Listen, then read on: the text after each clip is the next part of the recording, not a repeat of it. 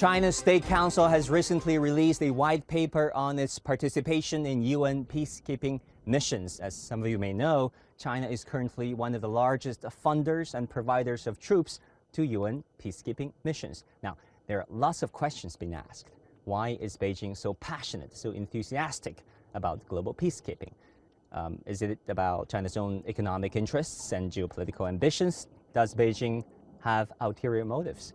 To find out answers to these questions, who better to talk to than some of the UN peacekeepers themselves?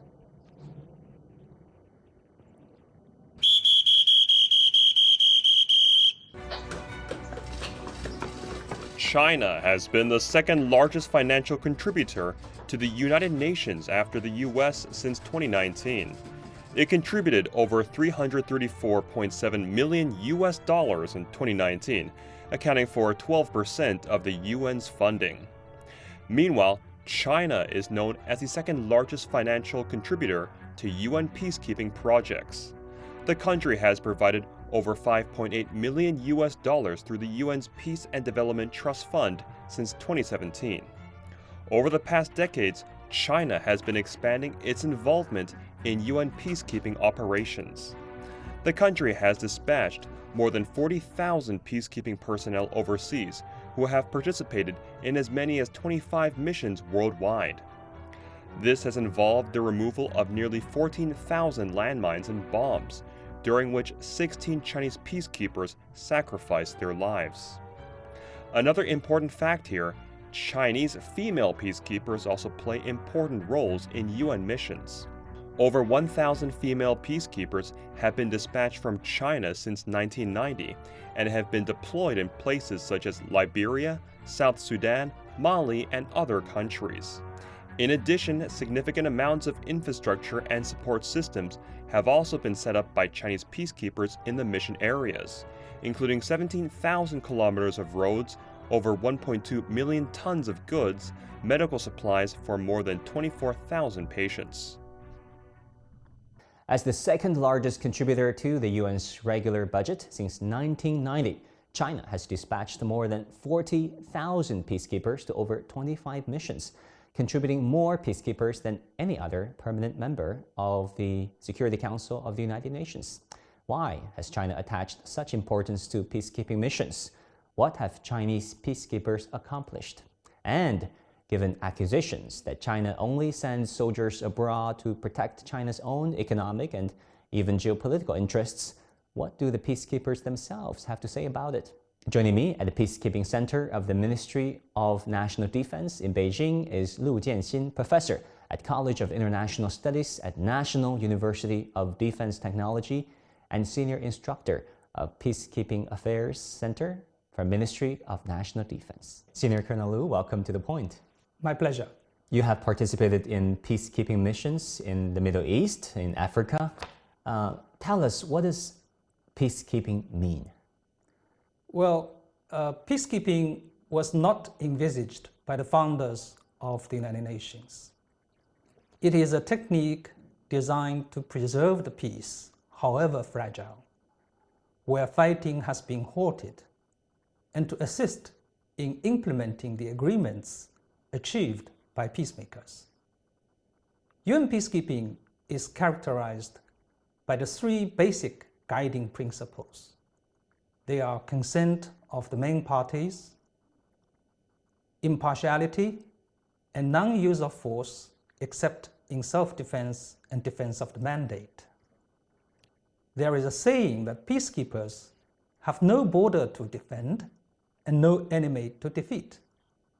But of course, they have civilians to protect and also sacrifices to make. You know, we were talking earlier about China's contribution to UN peacekeeping missions. China is the second largest funder and the largest provider of, in terms of number of troops among the UN security, the permanent members of the UN Security Council. Why do you think China is so committed to UN peacekeeping? The Chinese armed forces have been dispatching peacekeepers since 1990. And in recent years, the world has witnessed an ever-growing participation by the Chinese military in UN peacekeeping operations. The Chinese military participates in UN peacekeeping missions not to show its muscle, but to fulfill the responsibilities and obligations of China as a major country. Because you see, China is not only the founding member of the United Nations, China is also one of the 5 permanent members of the Security Council. So China is responsible to contribute, China is committed to contribute troops and money to UN peacekeeping operations. I think Chinese participation the participation by Chinese military is a symbol of increase in the peace cause. But you know, Colonel Liu, there has been speculation that China, you know, with its growing economic clout, is trying to project its geopolitical ambition through the UN peacekeeping missions, you know, befriending these countries in the Middle East and Africa, so that one day maybe they can be partners, allies. It's geopolitical. How do you look at those assertions? Well, the Chinese military or China's armed forces participate in UN peacekeeping operations under the authorization of the UN Security Council. The mandates of peacekeeping missions are handed down by the Security Council. So Chinese peacekeepers carry out duties or tasks given by the United Nations. And when they serve with peacekeeping missions, they are under the operational control of UN authority, not under our national authority. And they work with colleagues from countries all over the world, big or small, developed or underdeveloped. You know, some folks pointed to the fact that out of the 13 countries where China has sent its UN peacekeeping missions troops, 9 out of these 13 countries had significant Chinese investment and Chinese economic interests. Well, maybe you are saying that China has a big presence in Africa, and most of the African countries are friends of China. But the fact is, most of the peacekeeping missions are in Africa. The biggest need or biggest demand for peacekeeping is in Africa. China participates in peacekeeping missions in Africa, not to project our own force, but to help to lift the countries out of conflict and poverty. Chinese peacekeepers are in missions not to protect our own national interests, but of course, with their help, they can create, Chinese peacekeepers together with their colleagues from other countries, they can stabilize the situation, create a safer and more secure environment. In that case, the Chinese national interests can better be protected, and Chinese interests can benefit from a safe and secure environment in the conflict countries. This year also marks the 75th anniversary of the founding of the United Nations. How do you look at the future of multilateralism, especially in terms of UN peacekeeping missions around the world? Well, there is still a great need for UN peacekeeping because you can see nowadays there are still a lot of conflicts that are happening both internationally and within countries. So there is still great demand for UN peacekeeping. There is still a great role for UN to play. But of course, the UN peacekeeping also has to improve in many aspects. The effectiveness and efficiency is one.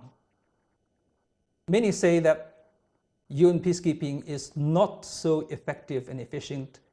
One of the reasons or one of the causes might be the lack of interoperability, because you see, peacekeeping is a multinational undertaking. A lot of countries are participating. Peacekeepers came to missions with different military background, different cultural background. So Interoperability is key to the success of peacekeeping operations. And this, of course, can be achieved by more joint training and exercises in order to enhance their interoperabilities. And China has a lot of experience and a lot of training resources. And we have done a lot to conduct joint trainings and exercises here in Beijing and in some other parts of the country. And more can be done in this aspect in order to improve the interoperability between peacekeepers. Senior Colonel Liu, thank you very much, and thank you for your service. My pleasure.